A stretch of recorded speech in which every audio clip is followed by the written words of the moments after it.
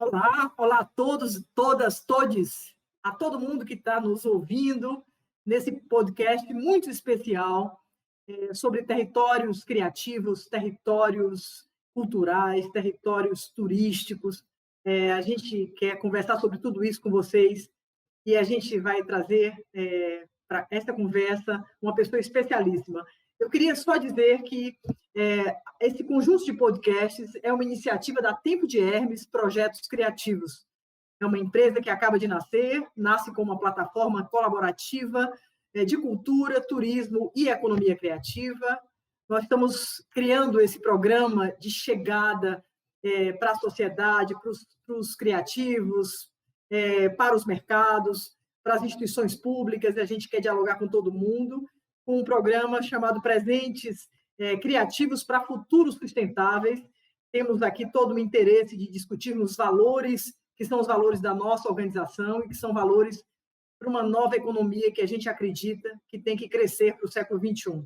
Então, é nesse contexto da chegada da Tempo de Hermes, com uma série de podcasts, que a gente dedica um podcast especial para a gente refletir sobre territórios criativos, territórios turísticos, sobre arranjos produtivos locais, sobre essas visões de território onde tudo acontece, onde a vida se dá. E eu vou passar a palavra, então, para a Luciana Guilherme, sócia da Tempo de Hermes, e é ela que vai apresentar o nosso convidado. A bola é sua, Luciana. Uma alegria estar aqui hoje, ainda mais com esse nosso querido amigo César, né? Tão incrível que eu vou aqui fazer uma pequena leitura da mini bio do César para quem estiver ouvindo conhecer melhor.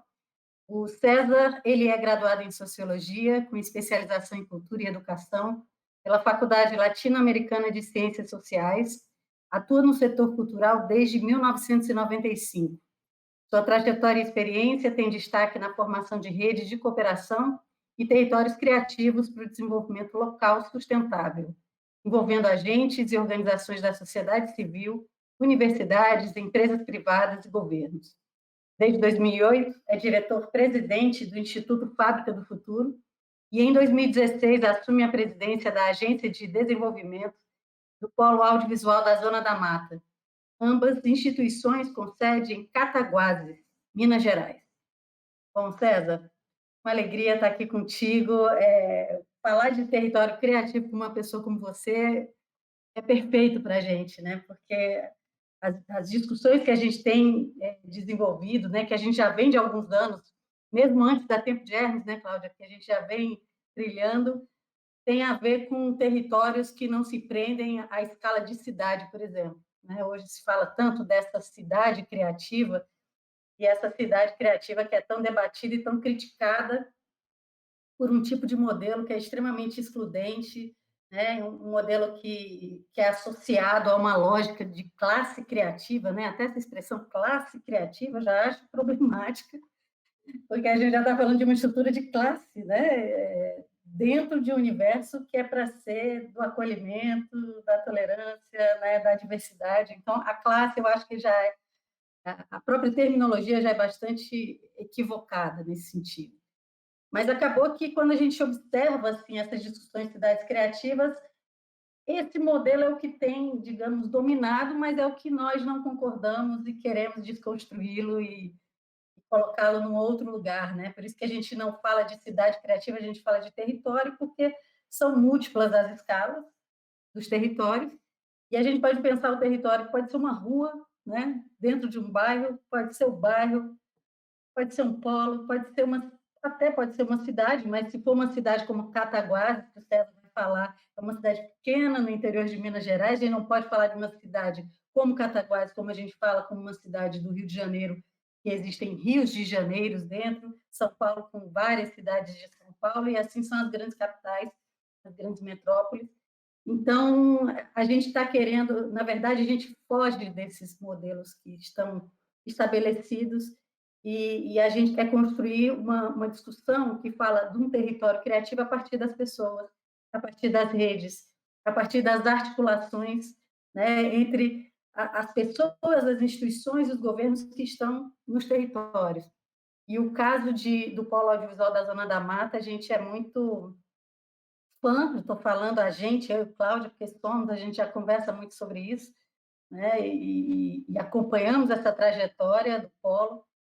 Então, entendemos que, nessa perspectiva, o Polo tem muito a ensinar, eu acho que tem muito a ensinar para o Brasil e para o mundo também, né? Se a gente for ampliar nesse sentido, porque pensar num território não é só pensar numa marca de cidade, não é só pensar num branding turístico que vai trazer uma visitação extremamente predatória. A gente sabe que uma discussão importante quando a gente fala de turismo criativo e dessa marca de cidade é de você gerar atratividade para a cidade, mas atraindo quem, né? Que tipo de visitação, que tipo de desenvolvimento está sendo gerado? Então, são modelos que a gente quer discutir, quer debater, quer te ouvir mais do que tudo hoje, César. E aí eu vou passar a bola para você, né? E para você começar contando para a gente um pouco sobre o histórico da criação do Polo, né? Como é que o Polo Audiovisual da Zona da Mata Mineira nasce e um pouco dessa caminhada até aqui. Olá, Cláudia. Olá, Luciana.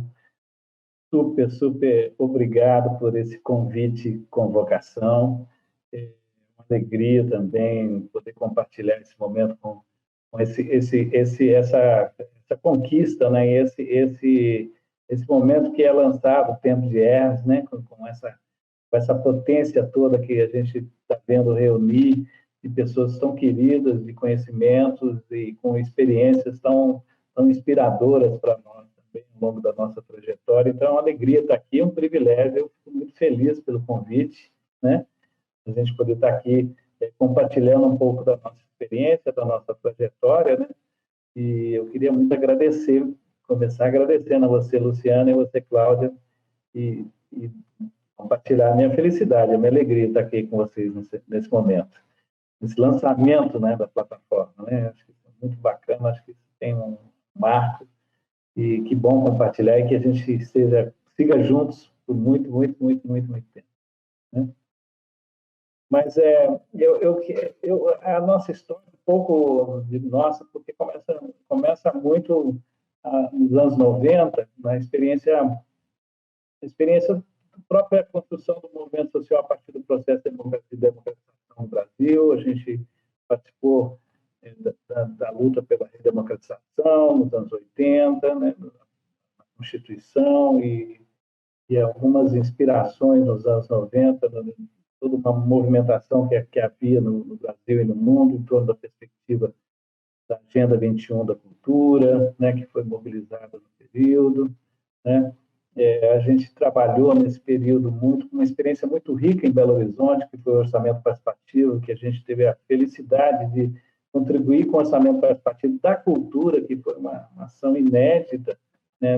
A experiência do orçamento participativo já vinha sendo implantado em várias cidades no Brasil todo, mas BH, Belo Horizonte, naquela época, em 1994, 95, lançou uma perspectiva de pautar a cultura no pensamento do orçamento da cidade, né? Do orçamento do município e do orçamento participativo, com a população participando e decidindo, né, os recursos, a orientação dos recursos da cidade. Então, a experiência foi muito marcante em BH. Depois a gente trabalhou com a dimensão da literatura, e já foi para uma perspectiva da literatura a partir do centenário de Drummond. A gente teve a felicidade de participar desse trabalho no Brasil, e com uma experiência localizada na terra natal dele, em Minas Gerais também, que é Itabira, mas com ações no Brasil todo. E depois uma experiência também muito importante em Diamantina, no final da década, com o tombamento, com o processo de tombamento, com a campanha de tombamento de Diamantina Patrimônio Cultural da Humanidade, junto com a Unesco. Então, essas três experiências, mais uma rápida experiência no Rio de Janeiro na Unesco, né, em contato com toda a produção e toda a formulação de pesquisas, de pensamento e fóruns que está acontecendo naquela época. Um lado, Porto Alegre, sediando o Fórum Social Mundial, né, no início, né? Outro lado, Barcelona, né, mobilizando todo o encontro mundial das culturas.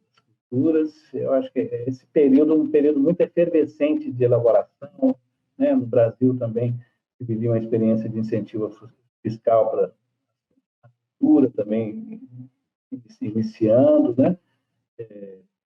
Uma perspectiva neoliberal também, a gente lembra muito bem, né? Que cultura era um bom negócio, era um bom negócio, a gente não sabe para quem, mas era a marca do período, né?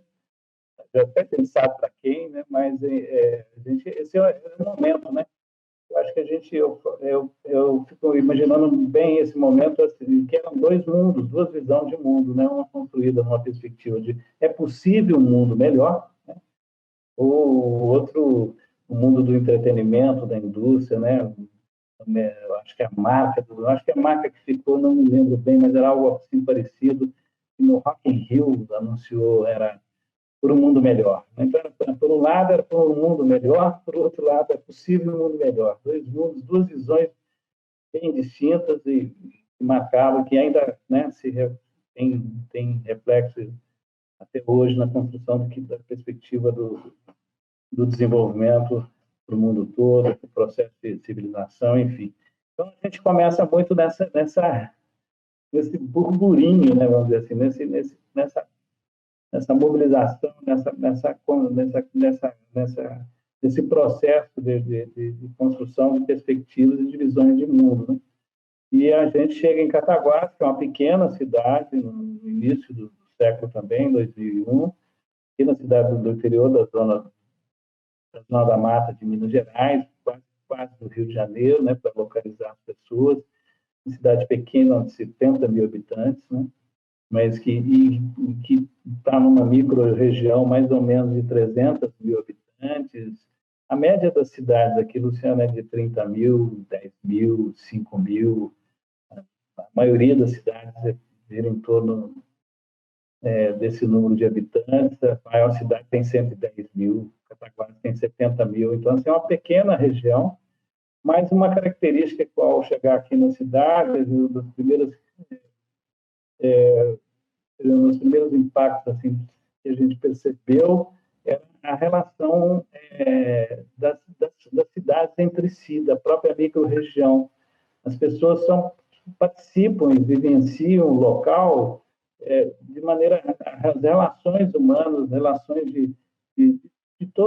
todas as relações interpessoais, as relações de formação, as pessoas estudam num lugar, tratam de saúde no outro, vão fazer alguma coisa no entretenimento em outra cidade. Então, tem uma circulação imensa na região e como se fosse um grande bairro, né? Um grande distrito de uma grande cidade, né? Ou um bairro pequeno, né? Vamos dizer, 300 mil habitantes, é um bairro de Belo Horizonte, né? Uma região, vamos dizer assim, proporcionalmente, estamos na região metropolitana de Belo Horizonte, tem 3 milhões de habitantes, né? E essa percepção também foi já impactante logo no início.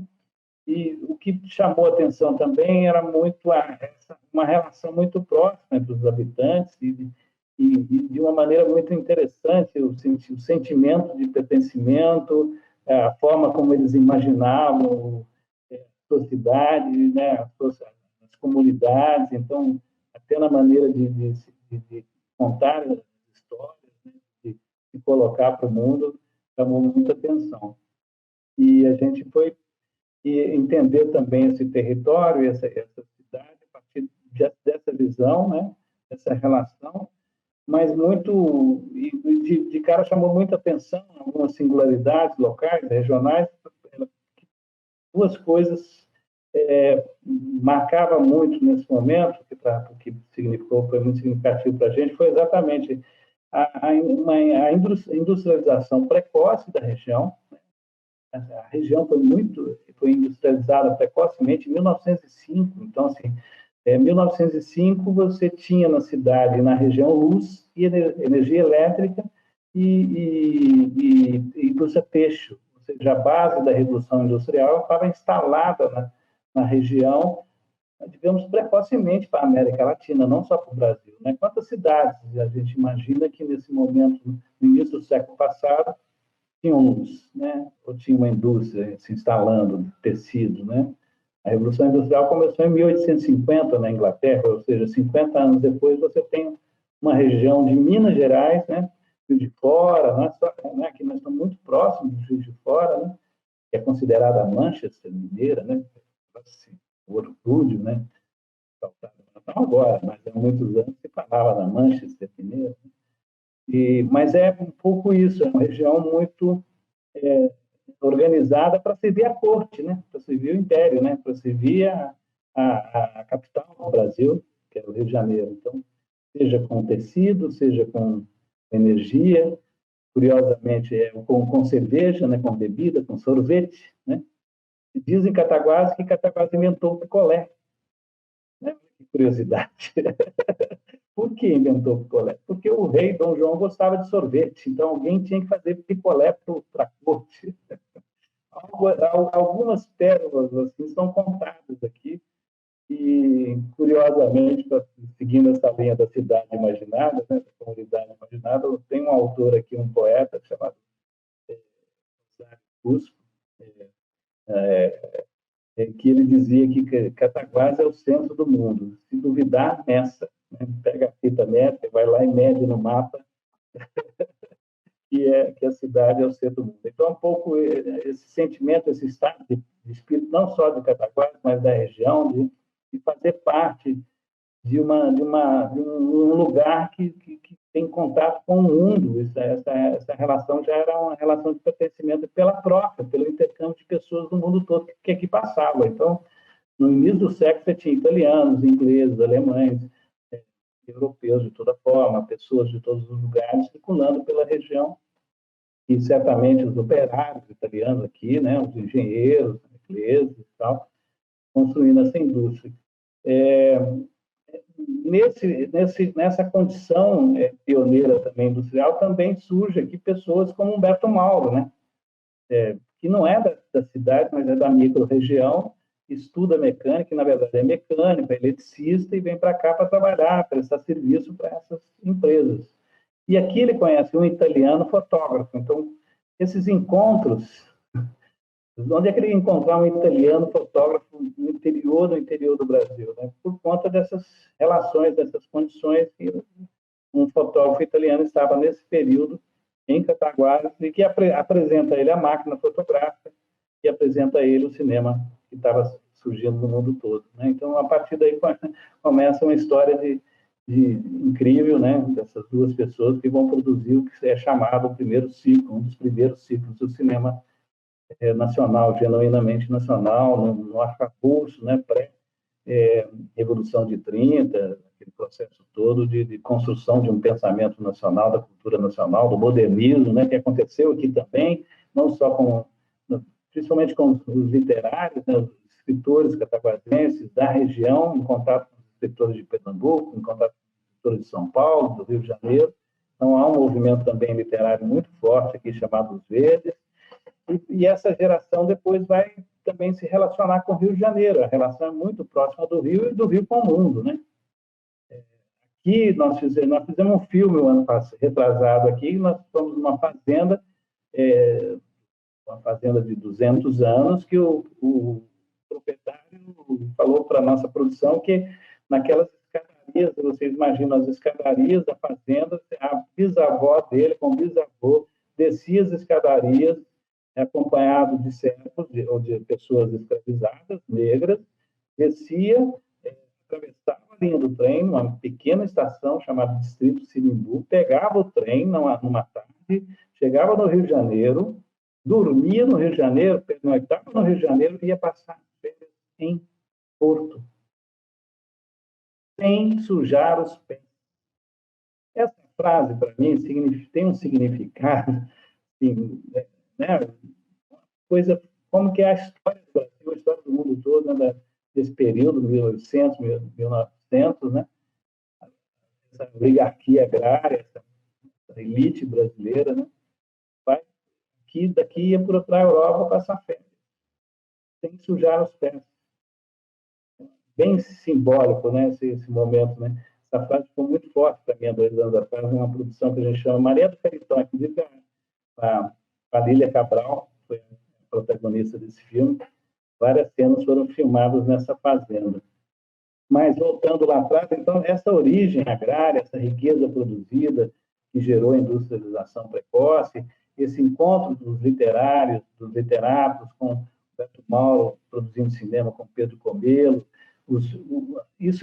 essa geração vai encontrar a geração dos anos 30 no Rio de Janeiro, né, pelo Capanema, na fundação ali do MEC, né, Ministério da Educação e Cultura, e que é uma geração absolutamente fantástica para a construção de uma política pública, e, sobretudo, da cultura do patrimônio, né, da preservação do patrimônio cultural brasileiro, que vai, inclusive, mobilizar várias instituições. Ali nasce o INSE, né, o Instituto Nacional de Cinema Educativo, nasce o IFAM, nasce tantas instituições ali naquele período, né, incrível mesmo, debaixo de um governo de Getúlio Vargas, Estado Novo, essa coisa toda. Então, essa geração também cataguasense frequenta, cataguasense e da região, né, que eu digo, né, frequenta essa geração dos anos 30 no Rio de Janeiro, e aqui também, e eles retornam num determinado período, trazendo, vamos dizer assim, um laboratório modernista da arquitetura, trazem para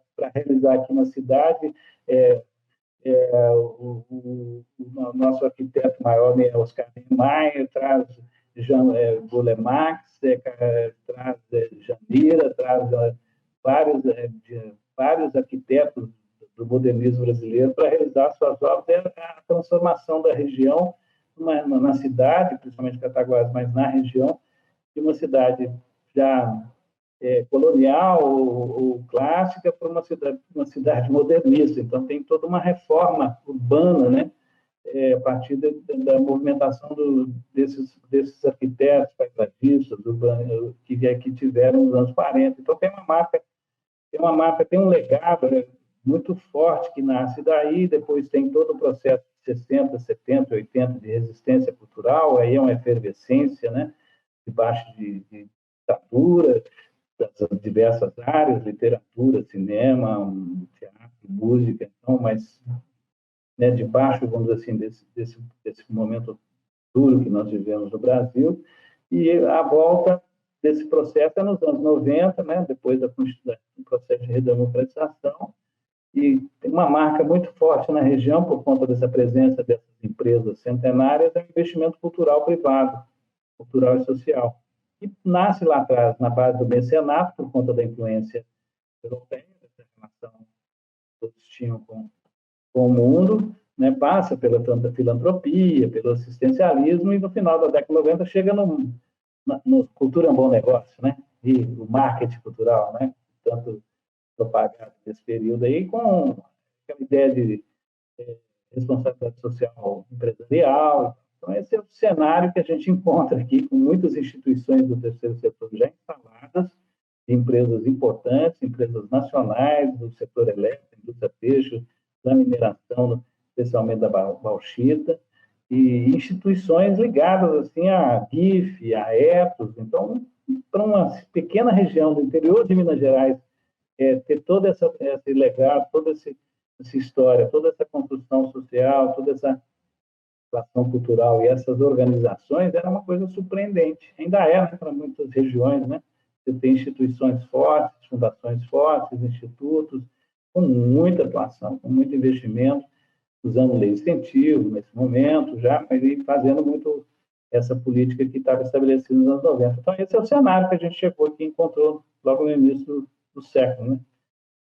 Então, foi a base fundamental, foi a nossa base para a construção de uma ideia de que a gente tinha experimentado em outras regiões e um programa, de fato, de cultura e desenvolvimento local. Mas sempre com essa perspectiva de que que local é esse, né? O local é regional, o local qual o território? É o território simbólico, é o território físico, né? Qual que é a relação do local com o global, né? Que relação é? Então, a gente, quando nasce o nosso programa aqui, já nasce com uma perspectiva de que tinha que ser algo a partir do simbólico, uma rede que pudesse mobilizar também um território simbólico, a partir de uma rede que pudesse ter essas conexões, essas relações interrelacionais, interinstitucionais, estabelecidas de tal maneira que numa rede de confiança, numa rede de cooperação que desse conta de um desafio que era colocado para todo mundo da época, que era a questão da continuidade, a ameaça da descontinuidade de qualquer projeto, de qualquer ação era muito forte, então, e legítima, né? Porque todos eram experientes, todos sabiam como que a gente vai fazer para fazer um programa de fato que tem impacto na região, que tem impacto geracional, né? Que possa realmente apontar para um novo caminho, um novo modelo de desenvolvimento, e que não morra na primeira mudança de governo, na primeira mudança de diretor de marketing de uma empresa, no gosto pessoal de alguém. Como que a gente vai lidar com tudo isso? Então, a gente criou um grupo na época, eu acho que é o DNA de tudo, né? Que é pessoas certas no lugar certo, interessadas, comprometidas, com essa ideia de engajar numa causa, né? A perspectiva era tentar transformar, fazer sentido para todo mundo, que pudesse virar num compromisso, numa causa, né? Mais do que um compromisso, uma causa de vida, e a gente deu sorte de reunir essas pessoas. Mas eu acho que você coloca aí um quadro importante, e para que as pessoas vão aí também aprofundando, além quer dizer, todo esse aspecto histórico e a questão do território que Luciana fez questão de pontuar, e que a gente, na Tempo de Hermes, tem todo o interesse em avançar numa discussão sobre territórios, né? É onde a vida acontece, né? O nosso Milton Santos falava que território é o território usado, né? É onde realmente as intervenções se dão. E eu fico pensando, você disse assim, né? Tantos elementos históricos, culturais, envolvem aquela região, que por si só já tem ali uma força, uma potência de natureza cultural e simbólica. Como é que a cidade recebe tudo isso? Nós estamos muito interessados também de pensar essa questão das governanças, né? Porque, às vezes, projetos importantes que vêm para uma intervenção de natureza cultural ou de natureza turística, de desenvolvimento local, vêm bem intencionados com grupos de pessoas maravilhosas e, às vezes, isso se dissolve quando não há, digamos assim, uma afinidade entre aquele projeto e uma recepção e o envolvimento da própria população que está ali. Pensar num arranjo produtivo que nasce em Cataguases e vai ganhando força no sentido mais amplo, né? É uma ideia mais de consórcio, que eu queria que você, então, falasse um pouco sobre isso. Como é que de Cataguases isso ganha o apoio, digamos, da própria população e isso vai criando um certo efeito dominó para se pensar essa ideia de arranjo produtivo local, de consórcio de municípios, que vocês depois vão mesmo batizar, né? Da Zona da Mata, isso ganha um nome, né? Eu queria que você falasse um pouco sobre isso. Tem 4 cenas aí, né? Essa cena primeira é a cena que nós encontramos, né?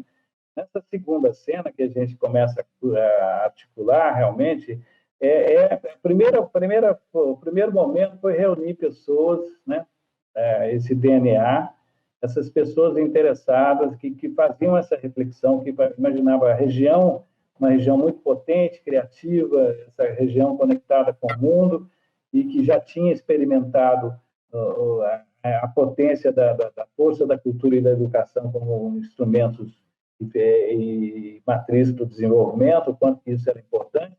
E eles tinham uma percepção aqui, Cláudia, muito de que viviam, que era muito legal, essa história bacana, esse legado todo de modernistas, dos literários, do Humberto Mauro, mas isso é o que a gente percebeu logo, que havia um saudosismo paralisante, eu chamo de saudosismo paralisante, em geral, todas as cidades, todos os lugares, às vezes acaba transformando, né, uma pessoa, uma personalidade, um fato histórico que tem um significado muito importante, mas que não sabe, não consegue virar a chave num determinado momento, que esse passado lhe prende, né? Esse passado não lhe deixa fazer a ruptura e se libertar, até mesmo se aproveitando desse ativo, né? Então, a nossa grande discussão aqui no primeiro momento foi isso, como se libertar, valorizando o passado, valorizando essas personalidades, esses fatos históricos, culturais, sociais, etc.,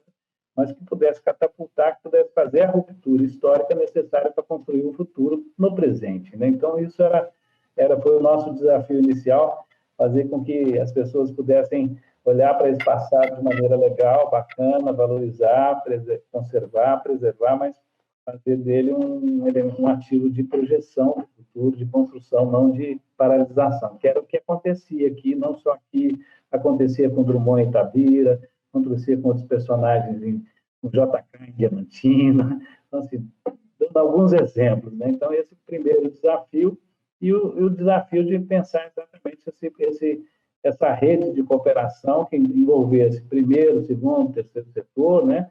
Os governos, os municipais e regionais, intermunicipais, as empresas privadas que já tinham a experiência dessa prática de investimento cultural social, tentando alargar essa visão.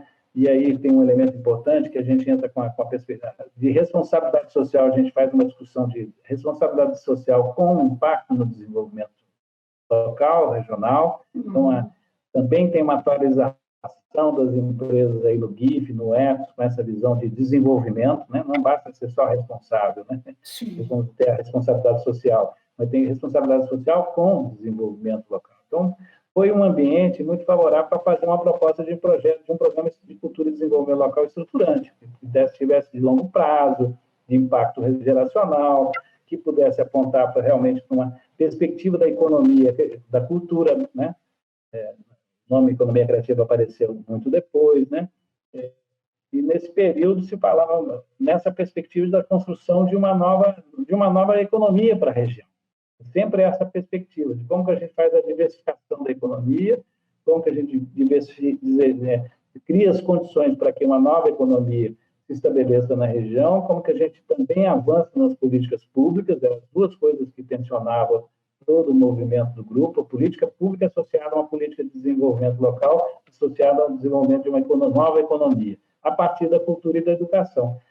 Esses elementos foram impactando esse grupo, que é um grupo de 20, 30 pessoas, lideranças expressivas de diversas áreas, de empresas, de governos, de universidades, faculdades, de movimento social organizado, não organizado, do setor artístico, esse grupo que deu conta de fazer todo um trabalho de quase 2 anos para lançar esse programa lá em 2002. Né? Então, e esse programa de cultura e desenvolvimento local já falava que o local era regional, já se sabia que não era local Cataguases, que nunca se usou o nome Cataguases, nem no nome do polo 10 anos depois vai falar polo de Cataguases, vai falar polo da Zona da Mata. Nem gostamos desse nome polo, mas é que não tinha um outro, a gente não achava polo, porque a gente é movimento, a gente não está num distrito, não é uma reunião de empresas num distrito industrial, num determinado lugar físico qualquer de uma cidade. Mas é o que a gente achou num determinado momento na modelagem que contribuiu para o mundo, vamos dizer assim, do que era isso. Mas a grande pergunta é, onde está o polo? Né? O polo está aqui, está em todo lugar, está na Zona da Mata, né? O polo é a região, né? Não é um distrito industrial tradicional da indústria do século passado. Enfim, voltando lá atrás, então, essa base de constituição desse DNA foi fundamental para organizar, junto com a população, incrível, nesse momento também é um momento de mobilização brasileira, surge o governo Lula, é onde a gente mais se reuniu em torno de fóruns, conferências municipais, conferências intermunicipais, fóruns nacionais. Em 2005, a primeira Conferência Nacional de Cultura, teve conferência de comunicação, teve conferência de juventude. Então, o Brasil passou a ter um processo de mobilização e participação social no processo de construção de políticas públicas intenso, e a gente participou desde o primeiro momento, desde 2002, né, desde 2003, né, esse movimento participa da construção e participa todas as pessoas envolvidas, né? Foi incrível. Em 2005, na primeira Conferência Nacional de Cultura, as pessoas se assustavam vendo uma empresária, dona das principais empresas do Brasil, em Cataguases, participando da Conferência Nacional de Cultura. Então, como assim uma empresária, uma proprietária de uma empresa nacional de energia elétrica aqui numa Conferência Nacional de Cultura? Né? Então, alguns dados, né, alguns elementos que produzem o quanto intenso essa mobilização inicial envolveu tanta gente, muitos fóruns na base, na região, né, para preparar essas conferências, para preparar a participação da população na construção desse pensamento e fazendo as escolhas. Né?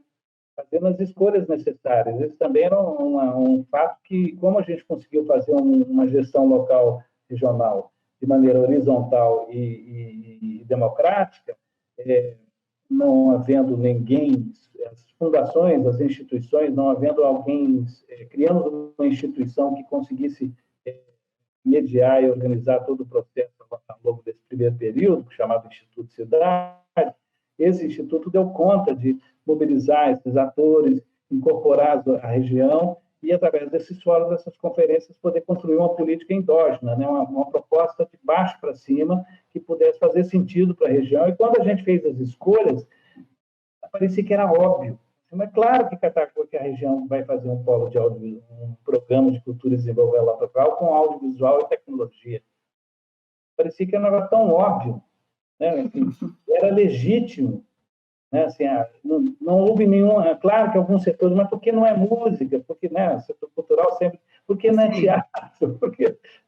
E a gente teve que fazer um convencimento, todo um debate, toda uma série de mobilizações e sensibilizações para dizer o quanto era importante ser, né, por conta da história, né, por conta de aproveitar a história para alavancar. Não é mais cinema, né? A gente não está falando mais de cinema, né? Não estamos falando só de Humberto Mauro, estamos falando de audiovisual, estamos falando de outra coisa, de outro arranjo mais amplo, mais do que cinema, estamos falando de televisão, estamos falando de tecnologia, estamos falando de internet, estamos falando de cultura digital, estamos falando de jogos, estamos falando de animação, estamos falando de uma série de produções que o audiovisual expandido, né, naquela época já se apontava para isso. Então, houve um processo de convencimento, inclusive, do setor cultural, quanto que o audiovisual e as novas tecnologias poderiam ser alavanca, inclusive, para trazer, por conta da sua e múltipla disciplinaridade, seja no conhecimento, na criatividade, trazer todos os outros setores da cultura também. O audiovisual tem áudio, tem música, tem dramaturgia, tem literatura, tem escrita, tem... né, acaba mobilizando múltiplos setores, né? Setores. Então, todo mundo entendeu que fazia sentido para a região, com a da história. Né? Então, parecia que era óbvio, né? Como se nascesse assim, cineastas e Humberto Mauro de todo lugar, toda a região, do nada. Né? Agora, César, Oi. só te perguntar uma coisa, assim, que está claro para a gente que essa ambiência, né, essa ambiência cultural, de política pública, de discussão, das conferências, isso criou um espaço mais fluido, né, de se conversar, de se articular e de se construir essa rede, que foi a rede que mobilizou a criação do polo. Né? Você falou aí de umas 20 lideranças, de então, várias áreas. Já, né? se multiplicaram, já se foram, às vezes sai do lugar, muda de empresa, muda de lugar institucional, muda de governo, então com a gente, estão conosco, que já cresceu muito mais. Né?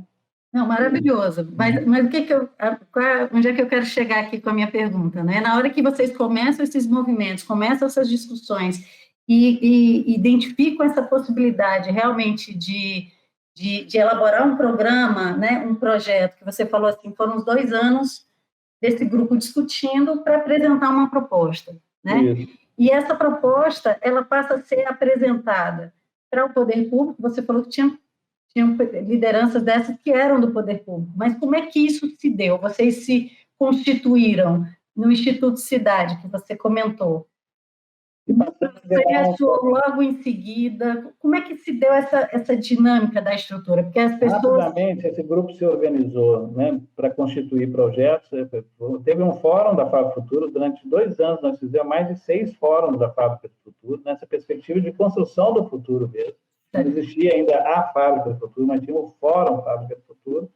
Esses fóruns com gente de vários lugares que nós trouxemos, especialistas, gestores, realizadores, para discutir com a gente, com todos que estavam envolvidos, né? Trouxeram para a gente, deram força para a gente poder lançar esses primeiros projetos, inclusive com as parcerias, seja com... Nós lançamos, por exemplo, a Fábrica do Futuro nasceu foi o primeiro ponto de cultura de Minas Gerais. Então, no nascedouro do programa Cultura Viva. Assim, nós começamos como um ponto de cultura. Um ponto de cultura do audiovisual, uma incubadora cultural do audiovisual, já com a ideia de incubadora, mas incubadora cultural, não incubadora de empresa, não incubadora uma incubadora de processos, né? A gente tem de pesquisa, de experimentação, de provocação, sobretudo com a juventude, né? Uma decisão muito importante foi apostar nas pessoas o tempo todo, nas relações, na formação de pessoas, com um foco estratégico nas juventudes, né? E com isso a gente conseguiu criar base na região, das instituições, e reunir recursos, seja de fundos estaduais, fundos nacionais de políticas públicas que estavam surgindo naquele momento com o governo Lula, sobretudo com o governo Lula, com algum uso já das leis de incentivo, mas de uma maneira mais organizada dentro de um planejamento estruturante, né? É importante reter essa isenção fiscal aqui, mas por um programa estruturante. Não podemos dispersar esse recurso em projetos eventuais ou eventos ou eventos que não vão colaborar com o programa de desenvolvimento. Então, teve uma reunião de recursos locais, seja isenção fiscal estadual, isenção federal, mas fundos e políticas governamentais que surgiram naquele momento favoreceram o surgimento, por exemplo, já de um festival de cara de língua portuguesa. Cineporte, em 2005, nós lançamos um festival internacional. Ou seja, uma pequena região do interior do Brasil lança um festival internacional de países de língua portuguesa. Falando com os 9 países, todos participaram. Todos vieram em 2005. Então, esse foi o primeiro diálogo, já foi um diálogo internacional apostando na perspectiva dessa não só do simbolismo do setor do audiovisual, mas com essa crença na diversidade da língua portuguesa no mundo todo, né? Nessa perspectiva de dialogar com o símbolo da nossa língua, né? Nosso pertencimento no mundo. Então, nasce o Cineporte e do lado do Cineporte, um festival grande, internacional, como te disse, está trazendo representação da diversidade de todos os países, os 9 países da CPLP, no período, e nasce junto a Fábrica do Futuro, um pequeno ponto de cultura com a juventude, já fazendo um programa de televisão local, com a juventude. Assim. Então, já nasceu uma primeira experiência o projeto chamado Rede Geração Digitaligada de televisão.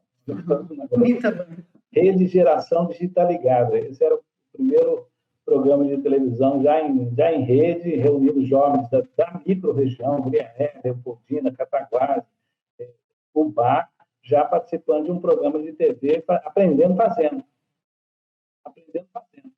desde o início. Então, nasce em 2005 os 2 projetos, um dialogando com o mundo da língua portuguesa e com o setor do audiovisual mundial, nacional, com o mercado, né, do setor, e o outro dialogando com a formação, com a pesquisa, com a experimentação de novas linguagens no mundo das novas tecnologias, numa internet que estava chegando, né, que já tinha chegado há pouco e que estava se explodindo no mundo todo, e falando, nós podemos fazer televisão na internet. Em 2005, nós estávamos fazendo televisão na internet. Né? Muito bom. E como é que foi? Então, esse é o nosso início de conversa. Não, é incrível, assim. E aí eu já venho com outra pergunta, né? Assim, o passo seguinte, né? Porque você está falando aí de formação e está falando desse grande festival. E para Cataguases, para o Polo se tornar esse lugar de atratividade de produção, né? De grandes produções. Porque quando a gente entra ali no site de vocês, a gente vê... 2005, né? Aí, mais 5 anos, foram dezenas de projetos ainda locais, preparar um ambiente local, a região. Sim. Nós tínhamos um projeto chamado Tela Viva, que era de cinema itinerante. Nós tínhamos uma unidade móvel de cinema na região, e só passava filme brasileiro. A programadora Brasil, Cláudia, nos ofereceu os conteúdos do Brasil inteiro. Tinha um programa maravilhoso, capitaneado pelo Orlando Senna, pelo Leopoldo Nunes, que nos deu conteúdo para mostrar o Brasil, dos Brasis, né? Com uma unidade móvel de cinema de rua. E ela só ia para bairros distantes e distritos rurais, ela não vinha para o centro de cidade nenhuma. A orientação tem que estar nos distritos, tendo que estar nos bairros. E lá se abriu o circo, praticamente todas 2, 3 vezes por semana, em comunidades variadíssimas. Nós estamos falando aqui de mais ou menos 15 cidades, 15 regiões. Esse Tela Viva ficou durante 6 anos, né, conosco. Foi um projeto importantíssimo, né, para poder formar público, impactar imaginários, repertórios culturais, chamar atenção para o que vinha por aí. Então, teve o Tel Aviv, teve um programa junto de laboratório, junto com uma empresa de telefonia muito grande, também com o Brasil. A rede de pontos de cultura, nós criamos um projeto chamado Cidades Invisíveis, junto com a TV Minas. Então, foi uma coisa que mobilizou não só a Minas Gerais, até o Brasil, por conta dessa potência que o ponto de cultura possibilitou em rede. E também na rede do Cineporte, falando com os países, com as comunidades de países de língua portuguesa, na África, na Ásia, em Portugal e também nos pontos de cultura do Brasil. Então, essa mobilização, tudo isso nos possibilitou. São dezenas de projetos durante 5, 6 anos que criaram o ambiente e prepararam a região para modelar o polo. Como nós modelamos o polo? Com essa concepção, nós passamos a viajar, fomos conhecer. A primeira coisa que a gente fez foi conhecer experiências que nós achávamos que poderiam nos trazer inspiração, que fossem exemplares. E aí fomos para Viamão, lá no Rio Grande do Sul, em Porto Alegre, para conhecer o projeto técnico junto com a PUC. Fomos 2 vezes a Paulínia, 3 vezes a Paulínia, fomos a Jacarepaguá para ver fizeram lá, o que depois executou lá. Aquele projeto, né? Do Rio Fio, Rio Vídeo. Fomos a Porto Digital 4 vezes, né? Fomos a Goiânia, a Goiás, uma experiência da Universidade Federal de Goiás. Visitamos vários projetos no Brasil, o Sapiens, em Florianópolis, fizemos uma rodada brasileira e fomos à Inglaterra, fomos a Manchester, conhecer de perto a experiência do Media City, fomos a Barcelona, no início do problema, fomos a Alcântara, na Lisboa, ali, vários projetos ali, fomos a Cabo Verde, fomos a Angola, fizemos uma rodada também na África, fomos à Tchecoslováquia, conhecer de perto a experiência da animação potente que tem lá em Praga e no interior de lá. Fizemos uma rodada internacional, fomos à Argentina, teve gente nossa que foi a Bolívia, a Colômbia, em Medellín, conhecer os projetos lá. Então, a partir dessas experiências, a gente olhou e viu assim, o que dá para nós, o que não dá para nós, o que a gente pode se inspirar, o que fazer, o que não fazer. Né? Então, nós aprendemos muito o que não fazer com Paulínia, por exemplo. Né? O que não fazer. Que reforçou a nossa aposta em pessoas. Paulínia apostou, infelizmente, na infraestrutura, né? Construir a Hollywood brasileira e montar estúdios, equipamentos e esqueceu das pessoas, né? Esqueceu da população local e deu no que teve. Está fechado, infelizmente, né? Recursos públicos nossos. E virou um projeto de governo, né, Sérgio? Era um projeto de governo, então mudou o governo, continuidade. Primeira eleição, não, ia até de maneira equivocada, mobilizou o setor cultural se usou também dos recursos, na medida que a coisa esvaziou e na medida que se perguntou para a população, né, o que fazia sentido para ela, ela não escolheu. Ela disse não. Porque não fazia sentido, era um óbvio, era uma coisa... Eu fui lá, você não tinha boteco na esquina. Não tem vida, não tinha, você não entrava. Você via a população lá do outro lado do negócio, tinha um muro, um negócio... Artificial, né? Uma estrutura artificial isolada. As produções chegavam, iam para dentro do estúdio e de lá iam embora, de helicóptero, talvez não frequentava a cidade, porque não tinha nem chance, né? Também. E a cidade também não até, grosso modo, tinha várias iniciativas, outras também interessantes, como de animação em escolas e tal, mas eu digo assim, que a aposta central foi, a gente viu que não era por aí, né? E, infelizmente, é uma perda para o Brasil, é perda para nós, né? Investimento tão grande está lá parado, né? Está lá fechado, né? Então, era uma coisa que a governança, isso que Cláudia perguntou, dependia de um governo, de um partido, de um desejo de alguém, pessoalmente. Né? Então, que é o que a gente teve um cuidado muito grande e desconstruiu o tempo todo, como se fosse, né, que a gente conseguisse comprometer e mobilizar os diversos atores, que não se trata de um desejo pessoal de ninguém, não se tratava de uma escolha pessoal de ninguém, ou de um governo, ou de um partido, ou de uma empresa. Né?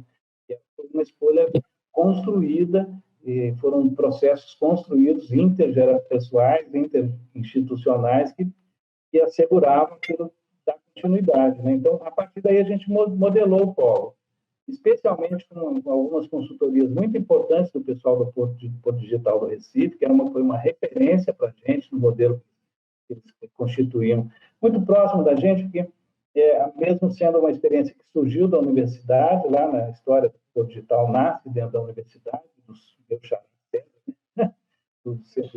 A gente vai estar semana que vem conversando com o Chico Saboia, que também teve. Vamos contar essa história toda melhor que eu. Vamos estar. Várias vezes nós encontramos e foi uma pessoa importante. Eu queria, viu, César, diante aí, só para você terminar sua resposta. Eu cheguei na nossa referência, tá? Não, mas eu quero exatamente que você, até muito importante para os criativos, né, Luciana, que estão nos ouvindo, qual foi a contribuição do Porto Digital para o polo audiovisual da Zona da Mata? Por quê? Porque eu sei que a área de audiovisual é uma área de interesse do polo, não somente do polo, mas também do Porto, né? Quando nós estivemos à frente da Secretaria da Economia Criativa, nós tentamos também entabular uma série de conversas com eles. Eu e Luciana fizemos muitas viagens para visitas técnicas, né? A gente esteve lá em Recife algumas vezes, a gente também esteve visitando o Sapiens também. O Instituto Sapiens lá de Florianópolis. Nós fomos lá. Ver o que é que o Brasil tinha que a gente pudesse conhecer e pensar na parceria para replicar, para ampliar, para apoiar e até imaginar por que é que um país do tamanho do Brasil não tem muitas experiências em torno dos setores que a gente chama de setores da economia criativa. Eu vou andar para cá um pouquinho, por causa do nosso tempo, né? Eu quero fazer as pontes do que você está dizendo, da história do polo, do audiovisual. Você diz, eis aí, para nós, um divisor de águas, que foi a consultoria com o Porto Digital. Conhecer o Porto, né?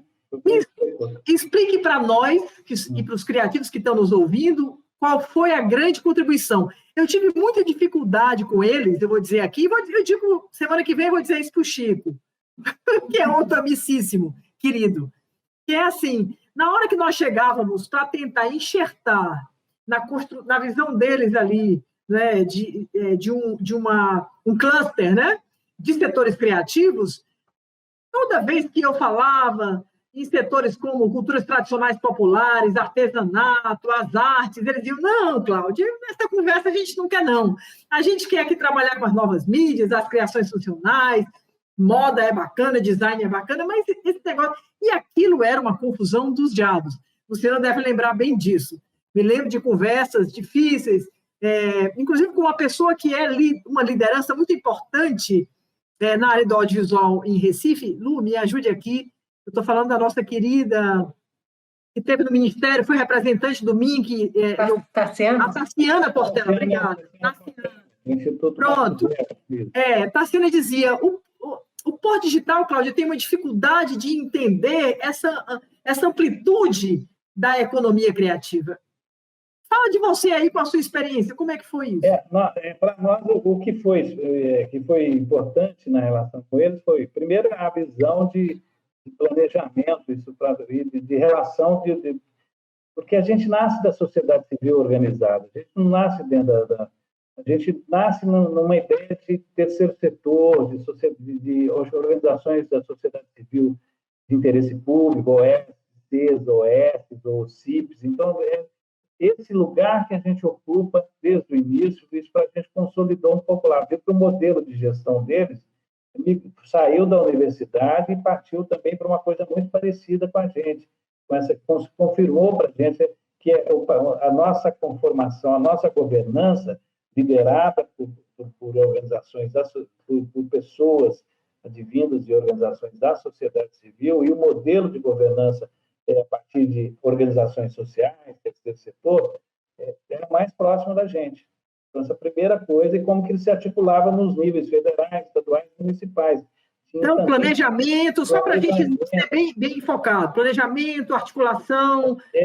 A perspectiva de montagem de um parque, de um cluster, então, mais um modelo de gestão, mais um modelo de relações com o governo federal, estadual e municipal, essas relações da federação, como que eles se articularam, como que eles se aproveitaram de isenções fiscais previstas na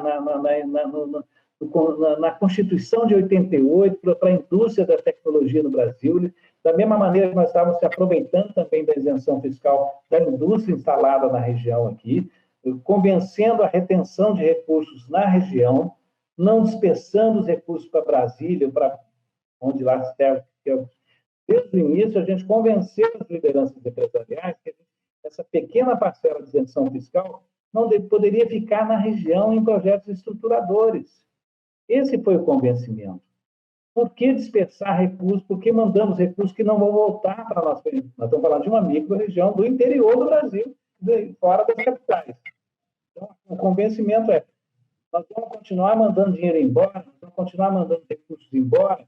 E aí, nesse sentido, esse trabalho que vocês fizeram junto com o empresariado, com esses mecenas, a questão das leis de incentivo, tudo isso, o fundo do audiovisual, certamente, tudo isso ajudou a dar sustentabilidade ao projeto. Tudo se convergia nesse momento. A isenção fiscal combinada com fundos nacionais e fundos estaduais. Essa combinação, e recursos próprios também, porque tem contrapartidas aqui em Minas Gerais de recursos próprios dos empresários. Mas o grande convencimento não foi o convencimento que o setor cultural fazia anos atrás, que o convencimento não era no projeto, no programa, era no produto, em geral se convencia o contador, né? A isenção fiscal. É um absurdo isso, né? Convencer o contador, fazer uma discussão fiscal. Nós, do setor cultural, era daí que a gente vinha, né? Lá da história do marketing cultural, né? Da marca, a presença da marca. Então, a gente tinha que convencer o diretor de marketing e o contador. Não, aqui nós nunca conversei com o contador, nunca conversei com o diretor de marketing. Nós conversávamos exatamente dentro de um programa de desenvolvimento da região, de uma causa. Ou seja, vocês conseguiram construir uma narrativa que foi acolhida com os stakeholders, e o que vocês estavam fazendo era desenvolvimento. Desenvolvimento. Né? O audiovisual era uma escolha, era uma ferramenta. Podia ser teatro, podia ser música, podia ser... Né? O audiovisual tem falta da força do audiovisual, mas o programa é um programa de cultura e desenvolvimento. É interessante, eu queria falar um pouquinho, não é falar, é só instigar, porque quando nós chegamos, deixa eu me lembrar, eu acho que eu estava na SEC já, não sei, Luciana me ajuda, mas a área do audiovisual não estava no Ministério da Cultura, estava no Ministério da Indústria e Comércio, estava no MIDIC, né? Foi com o Gil que veio para o Ministério da Cultura. Eu era secretária de Cultura do Ceará, exatamente. Eu era secretária do Ceará quando... Lembro que o secretário Paulo Miguel, secretário de Políticas Culturais do Ministério, eu estava lá na reunião do Fórum de Secretários do Brasil, e ele me pegou, porque nós éramos muito parceiros, né? O Ceará era muito parceiro do Ministério, e disse: Cláudia, me ajuda aqui, junto aos secretários, para a gente fazer esse movimento de trazer o audiovisual para a cultura.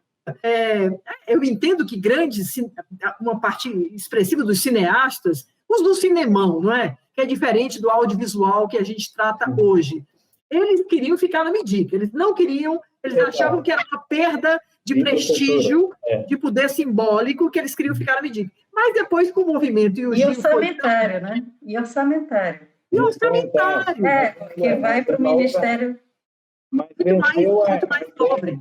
Do simbólico, da cultura, do amplo, né? E o Orlando foi muito importante nisso na época, junto com o Gil, que trouxeram essa perspectiva. Mas eu digo algumas particularidades, Cláudio, que era, primeiro, eles localizaram essa perspectiva da isenção fiscal ficar no Nordeste. Estava previsto na lei. 20% das grandes empresas, sejam nacionais ou internacionais, que atuavam no Brasil na área de eletroeletrônica, tinha que dispensar um percentual desse dinheiro para pesquisa e desenvolvimento local do Nordeste. Então, essa foi uma grande primeira sacada. A segunda sacada, eles formaram uma geração incrível na Universidade Federal de Pernambuco. Todos foram estudar fora durante um período e eles se encontravam e falavam: não é possível que a gente vai voltar para o Brasil, nós vamos ter que ir para São Paulo e Rio de Janeiro. O conhecimento público que nos deu todo esse conhecimento com pós-graduação, com doutorado não sei na onde, isso é Silvia, isso é Luciano, é Chaboia, você pode ver várias outras pessoas, Suassuna, Fábio Silva, todos eles falaram a mesma coisa para nós. Nós precisamos reter conhecimento, criatividade na nossa cidade, no nosso estado, na nossa capital, no nosso estado. Nós temos que voltar para lá. Então, vamos fazer algum arranjo que esse conhecimento e mais recursos a gente instale um programa de desenvolvimento local a partir das tecnologias que é da onde eles partem.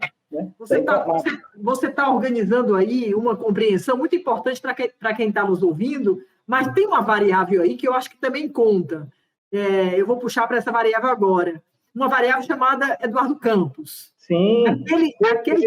Aquele governador, ele era um governador completamente afinado com a missão e a visão do Porto, e eu entendo perfeitamente que com a morte precoce dele, o Porto Digital, os pernambucanos ficaram ali num luto enorme. Sim, mas os pernambucanos tiveram essa sorte de reunir algumas coisas nesse momento. Então, uma liderança que tinha uma visão de ciência e tecnologia, porque foi ministro de ciência e tecnologia do governo Lula, né? Sim. Então, é muito importante... Essas variáveis, tanto no campo municipal, estadual e federal. Junto que se afinou, não é? Uma conjunção astrológica favorável. Meu amigo, deixa eu, por causa do tempo, deixa eu fazer uma ponte, porque nós estamos prometendo no nosso podcast, né, Luciana, que a gente quer relacionar territórios criativos, territórios de desenvolvimento local, regional, com a questão do turismo. Eu queria trazer essa questão para a gente caminhar, a gente vai ter que caminhar para a parte final da nossa conversa. Luciana talvez tenha mais outras questões para abordar, mas eu queria puxar para o turismo, porque uma coisa que me impressionou cada vez que eu conversei com você é como você já tinha, dentro do polo, uma compreensão da necessidade de pesquisa de dados, de indicadores para você medir o que estava acontecendo ali e o impacto daquilo. E vi, talvez, a primeira experiência territorial que eu conheço, onde você dizia, olha, isso está mexendo com motorista de táxi, está mexendo com restaurante, está mexendo aqui, tem mesmo aqui uma proposta clara de turismo cultural que está acontecendo, turismo que a gente agora está puxando para a discussão do turismo criativo, turismo de experiência, né? Agora, nesse período do Covid, essas questões vão vir, não é mais o velho turismo industrial de aglomeração, esse morreu e vai estar enterrado, eu acho que para sempre. As grandes cidades nem querem mais, já decidiram que não querem mais saber, e aí já virou um movimento aí grande, eu vejo mesmo Barcelona, tal da turismofobia. O pessoal da cidade vai ficando com horror de turista. E com razão, só deixa lixo, como diz o Bauman. Conjunto de horda de turistas, quando passa, só deixa lixo.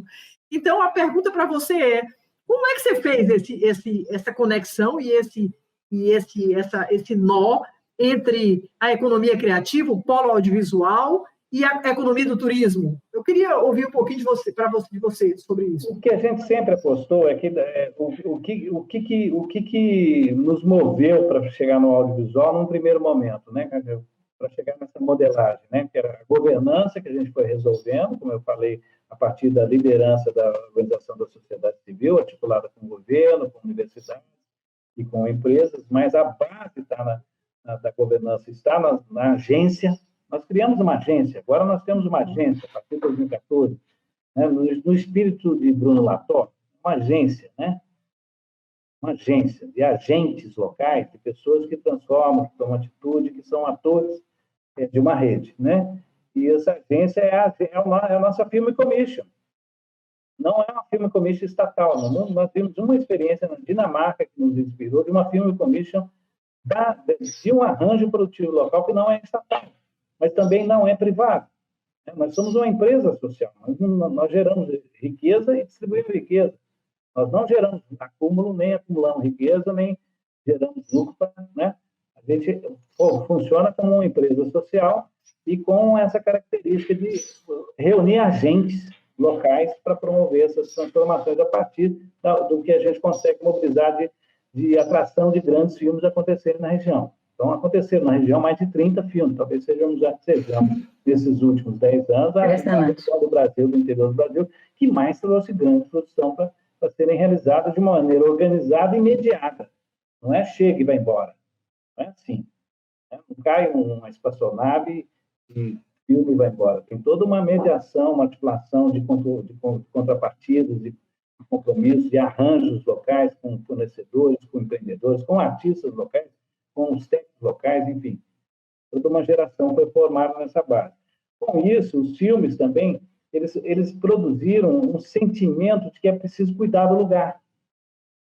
É preciso, cada vez mais, para nós, o tempo todo, a experiência também de quem veio fazer essas produções, dos artistas, dos técnicos, dos profissionais que vieram de todo o Brasil, o desejo é de voltar, porque uma das principais falas é do acolhimento, da segurança, do carinho, da receptividade, da experiência de estar num lugar tranquilo, numa região tranquila, agradável, né? Então, assim, todo esse processo de experiência nos deu a ideia de que isso vai estar produzindo também atrativos para que no futuro a região seja visitada, por exemplo, por conta do conhecimento desses filmes. Já tem gente vindo, aqui filmou o Menino do Espelho, aqui filmou o Pedro Laranja Lima, aqui é a casa do Arigó, do Zé Arigó, do Dr. Fritz, aqui, então, já cria uma ambiência tal que já começa a ter identificação. Piacatuba, em Leopoldina, já vai a cidade do Nordeste, da Maria do Caritó, né? Então, começa a ter uma movimentação, tal qual o número de tantos números, e essa projeção desses filmes também impactar, né, para a região, né? E que a gente também passou o tempo todo, Cláudia, desde o início, a primeira coisa, a residência que a gente fez foi chamada arquitetura pública. Nós fizemos uma discussão sobre o plano diretor participativo na cidade, estatuto da cidade. Então, a discussão de cidade e de região, de organização, da conservação, da preservação do patrimônio histórico-cultural, né? A cidade de Rio Novo hoje percebe que por que preservar o patrimônio cultural tombado, histórico da cidade? Ela percebeu, poxa, nós somos cenário para filmes históricos. Né? O Arigó filmou aqui, podia ter sido em Congonhas, por que não filmou Arigó em Congonhas? Porque é terra do Arigó. Né? Por quê? Porque Congonhas está destruída, infelizmente. Foi destruída, descaracterizada pela mineração. Então, nós filmamos a história de Zé Arigó, não sei se vocês lembram dele, dos anos 70, foi filmada toda em Cataguases, Rio Novo, por conta do patrimônio preservado das cidades. Aí passou a fazer sentido, inclusive, para a população, faz sentido preservar esse patrimônio, faz sentido. As pessoas estão vindo para cá por conta das nossas casas coloniais, nossa praça, nossa segurança, esse setor, nossas cachoeiras, nossos bairros, nossas mazelas também. Nós já filmamos filmes. Correndo Atrás, por exemplo, ele é todo filmado. Se você vê o filme, você acha que é no Rio de Janeiro. No Alemão, não é. Em Muriaé é. Num país onde nunca se teve uma política de turismo cultural, você consegue levar turista ali por causa do polo audiovisual? Ainda eu quero que não. ele responda diretamente. Ainda não. Não tem esse movimento organizado, não chegou nessa, né? Eu acredito que isso possa vir a acontecer por vários fatores, por essa efervescência de filmes sendo realizados na região. Já vai muita gente que descobriu a região por conta dos filmes. As pessoas que foram e que aqui vieram tiveram uma experiência extremamente calorosa e querida, que querem voltar com suas famílias, com seus amigos, independente se vão trabalhar ou não. As pessoas querem vir estudar aqui, querem vir produzir agora. Com o advento da pandemia, essa coisa se acentuou. Todo mundo quer fazer, eu quero morar em Cataguases, eu quero filmar mais em Cataguases, eu não quero filmar no Rio de Janeiro, eu não quero filmar em São Paulo. As pequenas e médias cidades, você sabe disso, você tem discutido bastante isso, que vão ser as grandes oportunidades daqui para frente, inclusive, se organizarem de maneira inteligente, se organizarem de maneira planejada, vai ser um atrativo, seja para estudar, para se aposentar, seja para trabalhar, se oferecer essas condições. Então, a gente chega agora na cena 3, Cláudio, para territorializar mais ainda a nossa conversa e nossa perspectiva, porque essa fase de atrair grandes produções para cá, ela foi intensa. Só nos últimos 2 anos, nós tivemos 18 produções. E nós vamos ter nos próximos 2 anos, com o edital que nós lançamos, que lutamos muito desde desde o governo Dilma, para implantar fora das capitais, que é o investimento regional com fundo setorial, nós vamos trazer para cá mais 20 produções em menos de 2 anos, que, se acumuladas por conta da pandemia, vai ser uma loucura nos próximos 2 anos, o número de produções que vão acontecer aqui. E agora, resolvida esse aspecto do fomento, da atração dos filmes, não é só filme, é série de televisão, é jogo eletrônico, é animação, então várias produções estão vindo para cá, a gente está passando, desde 2019 também, a gente lançou um projeto novo chamado Rio Pomba Valley, e aí nós estamos falando exatamente dessa perspectiva das cidades digitais, das cidades inteligentes, né? Voltamos ao assunto, né, de como que o parque tecnológico agora, no caminho inverso do que fez o Porto Digital, né? O Porto Digital nasce tecnologia e está trazendo para si a discussão dos conteúdos, né? Das mídias, né? Aqui a gente também já nasce com tecnologia e discussão sobre conteúdo e mídia lá atrás, mas agora se expande numa perspectiva de digitalização das cidades, vamos dizer assim, né? nesse rumo que está ganhando aí em todos os lugares. Então, aqui vai acontecer muito em função de contextos aí também da própria mudança da indústria instalada aqui na região. Então, assim, isso abre também um novo cenário, um novo contexto de reunir, né, para nós, geradores de conteúdo, de histórias, de mídias, para uma perspectiva transmídia, para uma perspectiva de tecnologias digitais, uma cidade conectada, né, que vai ser conectada, já está sendo conectada rapidamente, né? A base industrial da região está mudando, né? Vamos dizer, não só aqui, mas no Brasil inteiro. A digitalização é uma realidade para todos os segmentos econômicos, todos, né? A descarbonização é uma realidade e a descentralização é uma realidade. Descentralização, descarbonização e digitalização. Né? Já tem gente, e acho que eu comungo com muita gente que defende o 4D aí, que é o 4D da democratização, do acesso, da inclusão. Né? Então, essa cidade digital, a cidade inteligente, só vai ser cidade digital inteligente se tiver pessoa, bem-estar, se tiver sociedade inteligente. Né? Não tem cidade inteligente sem sociedade, não tem tecnologia sem conteúdo, tecnologia sem comunicação, você tem tecnologia sem conversa, sem diálogo, sem bate-papo no portão, não existe. Eu não sei se você já deu uma olhada nesse cara, que eu já fiquei, que foi o André Lemos, meio que abriu aí esse espaço para ele, e ele já foi traduzido, né, que é o Yuki Rui, né, com H, né, Rui, sei lá, que é um filósofo, né, chinês. A gente não está muito habituado com a filosofia chinesa, mas eu peguei o livro, o Tecnodiversidade, e li rápido, e não é um livro fácil, é um livro denso, ele é um livro de filosofia. Mas, na verdade, ele coloca, e eu acho tão bacana, porque ele reconhece que o Gil foi o ministro que compreendeu o lugar da tecnologia para reafirmar a diferença, e não para criar a visão de uma tecnologia dominante que cria uma homogeneização, né? Que padroniza, não, mas pelo contrário, para apoiar a diversidade. Aí ele fala do Vidro das Aldeias, então os projetos do Ministério da Cultura nos bons tempos, né? Então, eu acho que essa ideia de tecnodiversidade, ele diz, é importante que a gente use essas tecnologias, adaptando-os para a gente fortalecer, ele chama de cosmotécnicas, não é? Uhum. Uma cosmotécnica amazônica, sertaneja, do semiárido. Minas, imagina, né? Minas, que é esse mundo maravilhoso, né? Com regiões tão diferentes, Minas é o mundo, né? Então, eu acho muito bacana essa sua ideia de...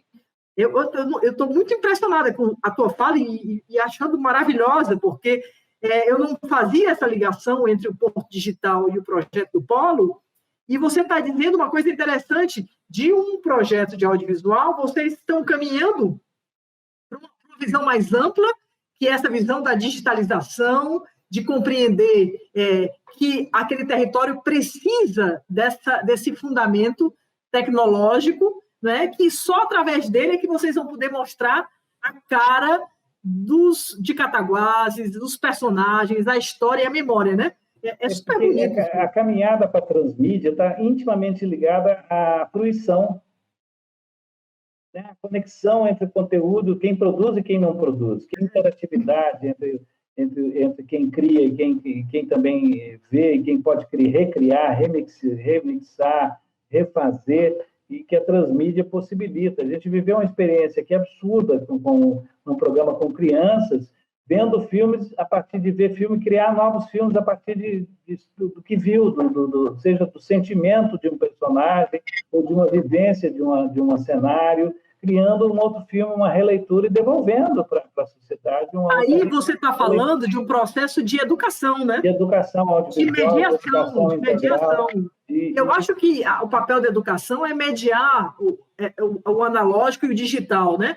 Nós não vamos nunca deixar de ser também analógicos. Eu acho importante insistir nisso para a gente não achar que, né, de repente tudo vai ser só high-tech e a gente vai esquecer a porteira, né?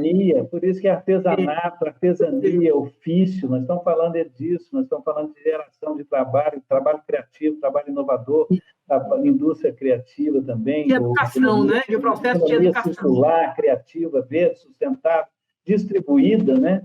Não é isso? Gerar riqueza e distribuir riqueza. Então, e ser divertido também, né? Ser divertido também. Nós precisamos de distrito criativo e divertido. E é interessante, né? A querida Mônica, que liderança importante nossa aqui, ela tem que ser inteligente, tem que ser inovador, tem que ser educativo, tem que ser criativo, mas tem que ser divertido também. Tem que ser acolhedor, tem que ser divertido. As pessoas precisam ter o espaço da felicidade, o espaço da diversão também, né? Não só entretenimento, mas se divertir também, né? E criar, né? Fazer essa relação de criação. Eu acho que nós estamos trabalhando com isso. A novidade que a gente está lançando no ano que vem é que, pela primeira vez, depois de 20 anos, nós vamos ter um espaço agora. Nós vamos ter um estúdio. Nós vamos botar no chão. Agora, a gente era... Vai ter estrutura física. Pura fluidição, né? Wilhelmshaven, né? Onde está a fábrica do futuro? Né? Onde está ela? Né? Está nas nuvens, ou está no chão, ninguém sabe, né? Esse filósofo tcheco brasileiro, que vocês devem conhecer, fantástico, já falava da fábrica do futuro. E aí, nós vamos lançar o ano que vem o Anima Park. E o Anima Park está fazendo uma opção, é um parque cultural no coração de Cataguases, que vai fazer uma rede de um circuito, nós estamos chamando de circuito de estações criativas, que vão envolver várias cidades, cada cidade é um cluster que vão ter vários hubs criativos articulados, cada um fazendo a territorialização da sua vocação, na sua escolha, naquilo que desejar entrar no cluster criativo. Nós estamos escolhendo a animação, e dentro da animação nós estamos escolhendo o stop motion, porque o stop motion reúne, na criação, além de... O artesão, né? O artesão está presente. O design, né? Você chama de analógico, podemos chamar de mídia permanente, né?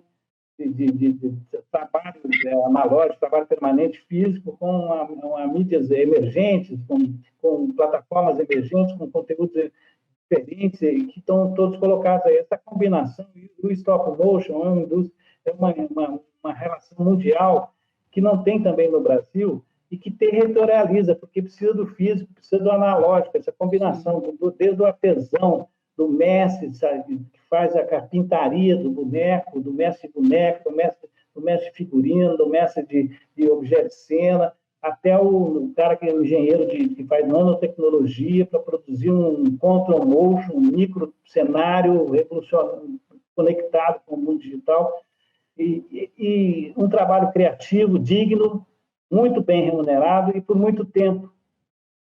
Um projeto de animação stop motion ou de animação são 24 meses no mínimo, com mais de 100, 200 pessoas trabalhando no lugar. E, obviamente, também pode ter algum núcleozinho em Fortaleza fazendo o design, ou pode ter um núcleozinho lá em Berlim fazendo o som, tratando o som. Tem essa possibilidade também de conexão global em rede, mas aterrado, territorializado, com uma rede de criadores, de produtores, de trabalhadores, de gente de ofício e mestre de saber, né, também, reunindo saberes diferentes, seja da academia ou da vida, né? É essa perspectiva. Vem aí o Anima Park. Que maravilha, né? Que maravilha. Que é um lugar também de de receptivo, de acolhimento. É um parque que vai ter atração turística, as pessoas vão poder ver filme, vão poder ver show, vão poder ver o Museu do Cinema, vão poder ver o Memorial do Humberto Mauro, vão poder visitar, não tem a ideia de mobilidade com bicicletas elétricas para poder chegar até o lugar, com teleférico. Nós estamos com muitos sonhos pela frente. Aí, a gente não se move sem resposta, sem desejo, sem interesse, sem vontade, sem como diz os espanhóis, gana, né?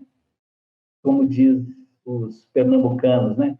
É um estado de espírito aqui, tudo acontece em Recife, tudo acontece, né? Eu acho que o que a gente encontrou nesses lugares que a gente visitou era desejo, muito estado de espírito local muito forte, muito strong, né? Na Inglaterra, strong, né? Em Portugal era outra forma. Então, nós estamos vendo como que esses lugares se movem pelo desejo, pela vontade, pela resposta, pela atitude, pelo estado de espírito que a região se move, com seus valores, com suas crenças e com suas potências, né? O que é impressionante, César, é que tem um fio condutor entre esses podcasts, né, que nós estamos fazendo para lançar a Tempo de Hermes, como esse fio condutor passa absolutamente de um grupo de pessoas que conversam com outras pessoas, e é como se fosse uma linha perfeita. Eu fico achando que a gente está no caminho certo, porque há uma afinidade. Você usou palavras hoje, eu vou só lhe dizer isso, que foram usadas pelo Joaquim Mello, do conjunto do Instituto Banco Palmas, e é tão interessante, isso parece uma magia. Eu que estou participando de vários, eu fico vendo a palavra dignidade aparecer, sabe, Luciana? A palavra dignidade é um negócio muito forte, né? Quando a gente está falando de gente, de comunidade, falamos muito de ethos comunitário, valorização do que é bem comum, né? Essa ideia de você, que tenha tudo a ver com a individuação, com o sentimento de pertença, não é? Com você se encontrar e ser respeitado, e essa valorização. Eu acho esse processo, como é que pode, né? Um país que tem uma coisa tão bonita como é o caso do polo audiovisual, e como isso não vira uma política pública nacional, que era o que a gente queria, né? Quanto que a gente viu experiências fantásticas no Brasil, em vários lugares, com tanta dignidade, onde você via a coisa mais, a essência, a coisa mais forte, mais enraizada, né, endógena, ela era mais digna, ela era menos dependente, inclusive, de governo, interdependente, vamos dizer assim, uma relação de interdependência com muita dignidade. Acho que isso que a gente viu em muitas experiências no Brasil todo, que nos inspira, que nos move, né? E vê que existe, né? Isso que você está falando, está em todo lugar, estão em vários lugares. Poderia virar política pública, deveria, e eu creio que nós vamos conseguir. Tem uma questão, César, que você está falando desde o começo. Na verdade, o Polo ele tem um DNA que nasce desse espírito coletivo, né, distributivo e de compartilhamento. Quer dizer, essa é a base de origem, esse é o nascimento do Polo, onde ele vai se expandindo, e se ele começa ali com um ponto de cultura e com o primeiro festival, né, internacional, ele vai se expandindo e ele vai sensibilizando e mobilizando as comunidades nessa região, ao ponto que, na sua fala, né, a gente percebe que há uma refundação, né, dessa matriz, inclusive produtiva, né, de se apontar para o futuro, de dizer o seguinte: olha, essa velha indústria, ela não dá mais conta, essa velha indústria ela é suja, essa velha indústria não responde, né, e não nos apoia nessa construção desse mundo que não é para um nem para dois, mas que é para todos. Então, como é que a gente pode ir para esse outro lugar,